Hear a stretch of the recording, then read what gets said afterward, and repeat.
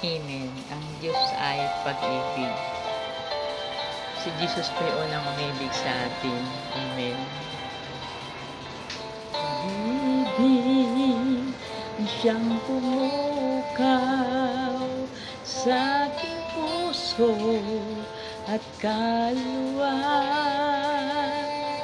Ang siyang nagdulot sa ating buhay, liwanag sa dilim at pag-asa. Ibig ang siyang buklod natin, di mapapawi kailan pa man sa puso't diwa. Tayo'y isa lamang kahit na tayo ay magkawalay. Kat ng Diyos natin, Diyos ng pag-ibig, magmahalan tayo't magtulungan. At kung tayo'y bigo, ay huwag limutin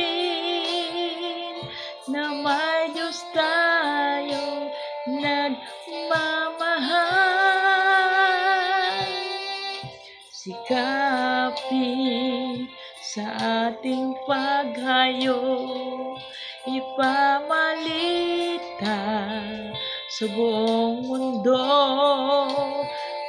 pag-ibig ni Jesus ang siyang sumasako sa bawat puso, sa pagsuyo. Kat ng Diyos natin, Diyos ng pag-ibig, magmahalan tayo't magtulungan. At kung tayo'y bigo, ay huwag limutin na may Diyos tayong may nagmamahal. Diyos natin, Diyos ng pag-ibig, magmahalan tayo, magtulungan. At kung tayo'y bigo, ay huwag limutin na may Diyos tayong nagmamahal. Diyos ay pag-ibig,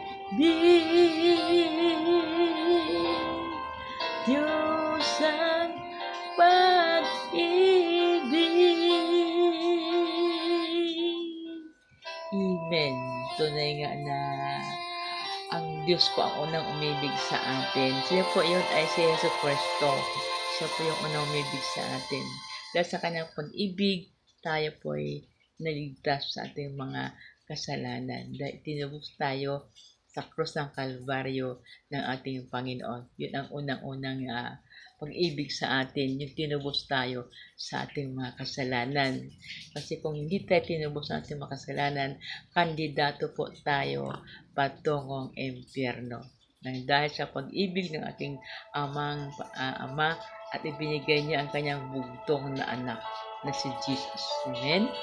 Kaya sa John 3:16, sabi niya doon, kaya na lamang ang pag-ibig ng Diyos sa sanlibutan, kaya ibinigay niya ang kanyang bugtong na anak upang ang sino mang sumampalataya sa ating Panginoong Jesus ay siya ring maligtas at magkaroon ng buhay na walang hanggan.